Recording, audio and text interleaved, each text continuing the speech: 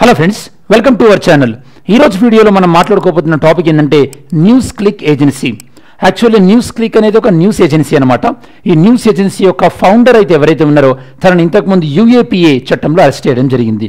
మరి అసలు యూఏపీఏ చట్టంలో మరి అరెస్ట్ చేసినటువంటి ఇతనిని సుప్రీంకోర్టు ఎందుకు రిలీజ్ చేయమన్నది, ఏ గ్రౌండ్స్ పైన రిలీజ్ చేయమన్నది, అండ్ ఇక్కడ సుప్రీంకోర్టు ఒక ఇంపార్టెంట్ బ్రేకింగ్ జడ్జిమెంట్ ఇచ్చిందనమాట. ఆ బ్రేకింగ్ జడ్జిమెంట్ ఏంటి, అసలు యూఏపీలో అరెస్ట్ అయిన వాళ్ళని అసలు బెయిల్ పైన రిలీజ్ చేయొచ్చా, అలానే ఇక్కడ మనకి prevention of money laundering act అనేది కూడా వచ్చింది. దాంతోపాటు యూఏపీఏలో అరెస్ట్ ఏ సందర్భంలో చేస్తారు, ఇది సంస్థలకు మాత్రమే వర్తిస్తుందా లేదా వ్యక్తులకు కూడా వర్తిస్తుందా, యూఏపీఏ కేసులలో మనకు ఉండేటటువంటి ఛార్జ్ షీట్ ఫైల్ చేయడానికి ఎన్ని డేస్ టైం తీసుకోవాలి, దాంతోపాటు ఈ యొక్క ఇన్వెస్టిగేషన్ ఫినిష్ చేయడానికి ఎన్ని డేస్ టైం తీసుకోవాలి, అంటే ప్రైమరీ ఇన్వెస్టిగేషన్. అలానే మన భారతదేశంలో ఉన్నటువంటి సెక్యూరిటీ లాస్, అంటే మనకి నేషనల్ సెక్యూరిటీ యాక్ట్ అని కానీ యూఏపీఏ కానీ దాంతోపాటు మనకి different other acts like national security acts, అలానే maintenance of internal security act and anti sedition act, ఇలాంటి వివిధ చట్టాలన్నీ కూడా వీడియోలో మనం డిస్కస్ చేస్తామన్నమాట. ఓకే, ఫస్ట్ నేను మీకు కాంటెక్స్ట్ ఏంటో అర్థం చేసుకోండి, నేను చెప్పడానికి ట్రై చేస్తాను. న్యూస్ క్లిక్ అనేటటువంటిది ఒక న్యూస్ ఏజెన్సీ. ఆ న్యూస్ ఏజెన్సీ యొక్క హెడ్ అయినటువంటి వ్యవస్థాపక అయినటువంటి ఇతన్ని అరెస్ట్ చేయడం జరిగింది పోలీసులు. ఓకే, సో ఇతని పేరు మనకి ప్రబీర్ పుర్కాయస్తా అని అరెస్ట్ చేయడం జరిగింది పోలీసులు. ఏ గ్రౌండ్స్ పైన అరెస్ట్ చేశారు, యూఏపీఏ. ఫస్ట్ మీకు అర్థం కావాల్సింది యూఏపీఏ అంటే ఏంది, అన్లాఫుల్ యాక్టివిటీస్ ప్రివెన్షన్ యాక్ట్. అసలు జనరల్గా ఈ చట్టాన్ని ఎందుకు వాడతారు, ఎవరైతే కనుక మన భారతదేశంలో తీవ్రవాద కార్యక్రమాలు చేస్తున్నా లేదా తీవ్రవాద కార్యక్రమాలను ప్రోత్సహిస్తున్నా లేదా భారతదేశం యొక్క సార్వభౌమత్వానికి వ్యతిరేకంగా ఎవరైనా పనిచేస్తున్నా లేదా అలా పనిచేస్తున్నటువంటి ఏదైనా దేశానికి సహాయం చేసినా ఇలాంటి సందర్భంలో మనకి యూఏపీఏ కేసులను పెట్టి ఆ పర్సన్ని అరెస్ట్ చేయడం జరుగుతుందన్నమాట. సో ఇతన్ని యూఏపీఏ కేసులో అరెస్ట్ చేయడం జరిగింది. ఎందుకంటే ఇతని యొక్క న్యూస్ ఏజెన్సీ అనేది యొక్క చైనా నుంచి ఫండింగ్ తీసుకుంటున్నారు అని చెప్పేసి ఇతన్ని అరెస్ట్ చేశారన్నమాట. ఇది మెయిన్ ఇష్యూ. మరి ఇతను అరెస్ట్ చేసినప్పుడు ఇతన్ని ఏ కారణం చేత అరెస్ట్ చేస్తున్నారు అన్నదాన్ని చెప్పలేదు.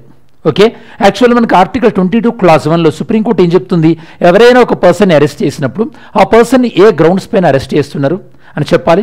దాంతోపాటు ఆ పర్సన్ యొక్క లీగల్ హెల్ప్ తీసుకోవడానికి అన్ని విధాల యొక్క ఫెసిలిటీస్ అరేంజ్ చేయాలన్నమాట. అంటే ఆ పర్సన్ తనకు లాయర్ కావాలంటే లాయర్ని కన్సల్ట్ అయ్యే విధంగా. ఇతన్ని అరెస్ట్ చేసిన సందర్భంలో ఇవన్నీ కూడా ప్రొవిజన్స్ అనేవి వైలేట్ అయినాయి. అంటే ఇక్కడ ప్రొసీజర్ అనేది వైలేట్ అయిందనమాట. దీన్ని మనం ఏమంటామంటే ప్రొసీజర్ ఎస్టాబ్లిష్డ్ బై లా. అంటే ఒక చట్టం ద్వారా నిర్దేశించబడినటువంటి పద్ధతి ఏదైతే ఉందో ఆ పద్ధతిని ఫాలో అవ్వలేదు. మరి మీకు ఐడియా ఉంటే కనుక ప్రొసీజర్ ఎస్టాబ్లిష్డ్ బై లా అన్న కాన్సెప్ట్ మనం ఏ కంట్రీ నుంచి తీసుకున్నామో ఆన్సర్ చేయండి. సో సుప్రీంకోర్టు ఇక్కడ ఏం చెప్తుందంటే, ఇక్కడ మీరు ఇతను అరెస్ట్ చేసినప్పుడు అతను ఏ గ్రౌండ్స్ పైన అరెస్ట్ చేశారో చెప్పలేదు, అండ్ అతను తన లాయర్స్ని కన్సల్ట్ అవ్వడానికి తనకు అలౌ చేయలేదు మీరు. సో ఇలా మీరు ప్రొసీజర్ని వైలేట్ చేశారు, అంటే అతనికి కావాల్సినటువంటి ఫండమెంటల్ రైట్ ఏదైతే ఉందో దాన్ని మీరు వైలేట్ చేశారు అంటూ మనకు ఆర్టికల్ 22 క్లాస్ 1 అనేటటువంటి ఫండమెంటల్ రైట్స్ని ఈ యొక్క యూఏపీఏ లాంటి ప్రివెంటివ్ డిటెన్షన్ చట్టాలకు కూడా వర్తించిందనమాట. నార్మల్గా మీరు కాన్స్టిట్యూషన్ చూసినట్టయితే కనుక ఆర్టికల్ 22 క్లాస్ 4లో ఏముంటుందంటే, ఆర్టికల్ 22 క్లాస్ 1 క్లాస్ 2 క్లాస్ 3లో ఏవైతే చెప్పారో అవి మీకు ఆర్టికల్ 22 క్లాస్ 4లో అంటే ప్రివెంటివ్ డిటెన్షన్ కేసులు అరెస్ట్ చేసిన వాళ్ళకి వర్తించదు అని చెప్పేసి ఆర్టికల్ 22 క్లాస్ 3లో ఉంటుంది. కాకపోతే ఇప్పుడు సుప్రీంకోర్టు ఏం చెప్పింది, ఈ యొక్క ఆర్టికల్ 22 క్లాస్ 1లో ఏవైతే కనుక ప్రొటెక్షన్స్ చెప్పారో అవి ప్రివెంటివ్ డిటెన్షన్ కేసులో కూడా వర్తిస్తాయి అని చెప్పేసి సుప్రీంకోర్టు చెప్పింది. దాంతోపాటు సుప్రీంకోర్టు గతంలో ఇలా ఆర్టికల్ 22 క్లాస్ 1లో ఉన్నటువంటి ప్రొటెక్షన్ని మనకి ప్రివెన్షన్ ఆఫ్ మనీ లాండరింగ్ కేసులో కూడా వర్తింపజేసింది అనమాట. అంటే ఆల్రెడీ మనకి యూఏపీఏ కేసు అనేది ఈ యొక్క పోలీసులకు విపరీతమైనటువంటి అధికారాలను కలుగజేస్తుంది. ఇలాంటి అధికారాలు కలుగజేసినప్పుడు మరి కనీసమైనటువంటి ప్రమాణాలు, అంటే ఒక వ్యక్తిని ఎందుకు అరెస్ట్ చేస్తున్నారో కూడా రీజన్ చెప్పకపోయినట్టయితే కనుక అప్పుడు వాళ్ళ యొక్క అధికారాలు మరింతగా మిస్యూజ్ అయ్యే అవకాశం ఉంటుందని చెప్పి సుప్రీంకోర్టు భావించి ఈ కేసులో ఇతన్ని అరెస్ట్ చేయడం అనేది కరెక్ట్ అయినటువంటి పద్ధతి లేదు అని చెప్పేసి రిలీజ్ చేయండి అని సుప్రీంకోర్టు చెప్పిందనమాట. ఇది ఓవరాల్ కాంటెక్స్ట్. కాబట్టి ఈ యొక్క మొత్తం టాపిక్లో మీకు ప్రధానంగా అర్థం కావాల్సింది ఏంటంటే, ఏ కేసు పైన అరెస్ట్ చేశారు, యూఏపీఏ ఎందుకని రిలీజ్ చేశారు, ఎందుకంటే అరెస్ట్ చేసినప్పుడు కారణాలు చెప్పలేదు కాబట్టి, అంటే violation of article 22 class 1.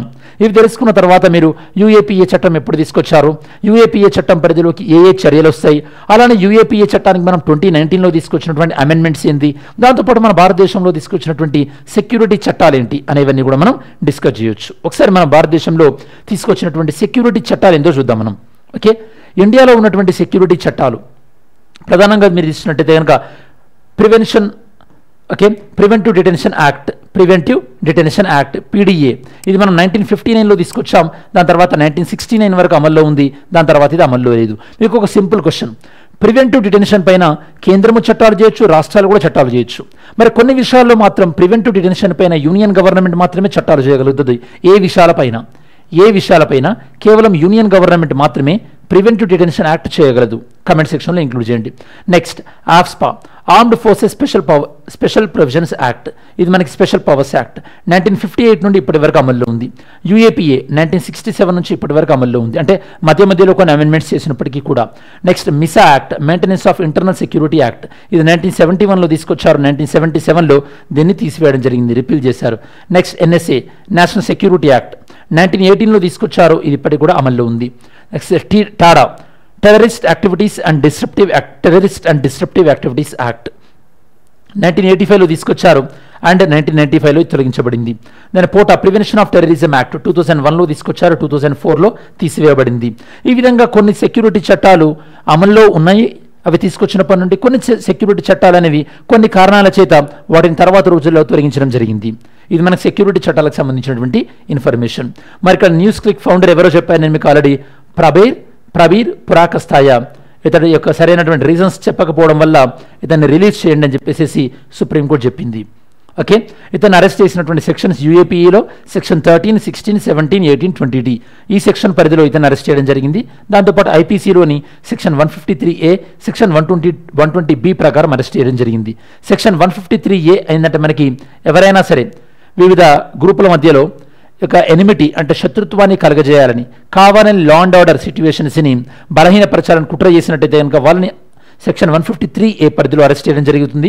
Section 120B అనేది మనకి ఏదైనా ఒక క్రిమినల్ కన్స్పిరసీ ఏదో క్రిమినల్ కుట్రలో ఒక భాగంగా ఉన్నట్టయితే ఒక వ్యక్తిని సెక్షన్ 120B ప్రకారం అరెస్ట్ చేయడం జరుగుతుంది. సుప్రీంకోర్టు చేసినటువంటి అబ్జర్వేషన్స్, అతను ఎవరైనా వ్యక్తిని UAPA కేసులో అరెస్ట్ చేసినప్పుడు అతను ఖచ్చితంగా రీజన్స్ చెప్పాల్సి ఉంటుంది.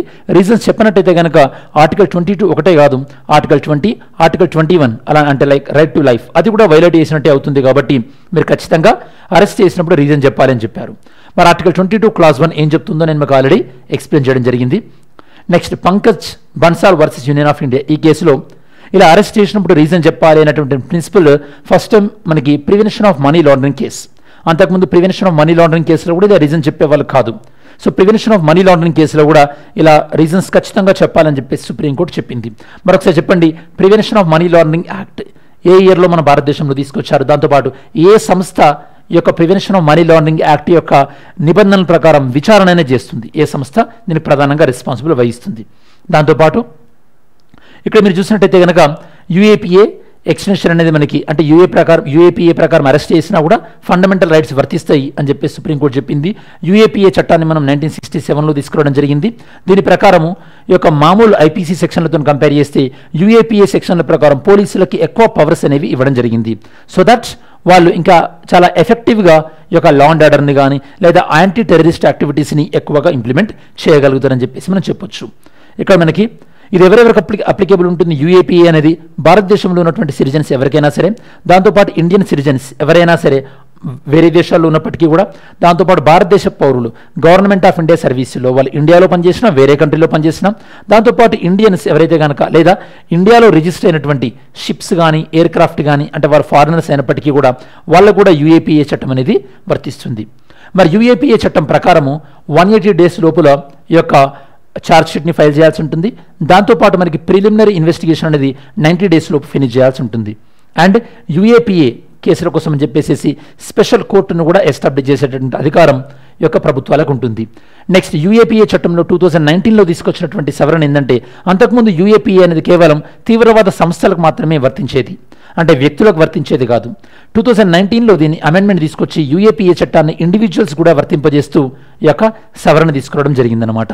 ఎవరైనా సరే టెర్రరిజాన్ని ఎంకరేజ్ చేసినా, టెర్రరిజంలో పార్టిసిపేట్ అయినా, టెర్రరిజాన్ని ప్రమోట్ చేసినా ఇలాంటి యాక్టివిటీస్ అన్నింటినీ కూడా UAPA అనేది వర్తిస్తుంది. Next yesterday's video question, which article of the constitution of India deals with the rights of citizens of certain persons of Indian origin residing outside of India. Okay, ఇది మనకు article 7కి సంబంధించింది. అంటే భారతదేశ రాజ్యాంగం అమల్లోకి వచ్చినప్పుడు ఎవరైతే కనుక అవుట్ సైడ్ ఆఫ్ ఇండియా భారతదేశం వెలుపల ఎవరైతే ఉన్నారో వాళ్ళకు సిటిజన్షిప్ ఎలా వర్తిస్తుంది అని చెప్పేది మనకి ఆర్టికల్ 7 అనేది. మరి ఈరోజు వీడియోలో క్వశ్చన్ ఏంటో చూద్దాం. Today's video question. Consider the following statement regarding the protection of people arrested under preventive detention. It is available only to citizens. It cannot be extended more than 3 months under any circumstances. ఇందులో ఏది correct స్టేట్మెంటో చెప్పండి. Mains question. Preventive detention laws in the country have come to associated with frequent misuse. అంటే మన భారతదేశంలో preventive detention చట్టాలు చాలా ఫ్రీక్వెంట్గా మిస్యూజ్ అవుతున్నాయి అంటున్నారు. Discuss issues arising out of the preventive detention and Supreme Court view on this issue. Preventive detention చట్టంలో ఎదురవుతున్నటువంటి ఫ్రీక్వెంట్గా ఎదురవుతున్నటువంటి సమస్యలు ఏంటి, వాటిని ఎలా అధిగమించవచ్చు, ఇది మనకి మెయిన్స్ క్వశ్చన్. సరే, మనం వీడియో చివరిలోకి వచ్చేసాము కాబట్టి ఈ వీడియోలో మనం ప్రివెంటివ్ డిటెన్షన్, దాంతోపాటు మనకి యూఏపీఏ చట్టం అండ్ ఫండమెంటల్ రైట్స్ అనేవి యూఏపీఏ చట్టానికి వర్తించడం సుప్రీంకోర్టు యొక్క అబ్జర్వేషన్స్, ఈ టాపిక్స్ అనేవి కూడా కవర్ చేయడం జరిగింది. ఇది స్టూడెంట్స్ మనకు ఓవరాల్గా న్యూస్ క్లిక్ వివాదం ఏదైతే ఉందో దానికి సంబంధించినటువంటి సమగ్రమైన విశ్లేషణ. ఐ హోప్ ఈ వీడియో మీకు యూస్ఫుల్ అయింది అనుకుంటున్నాను. Thanks for watching this video. Have a great day. జై హింద్.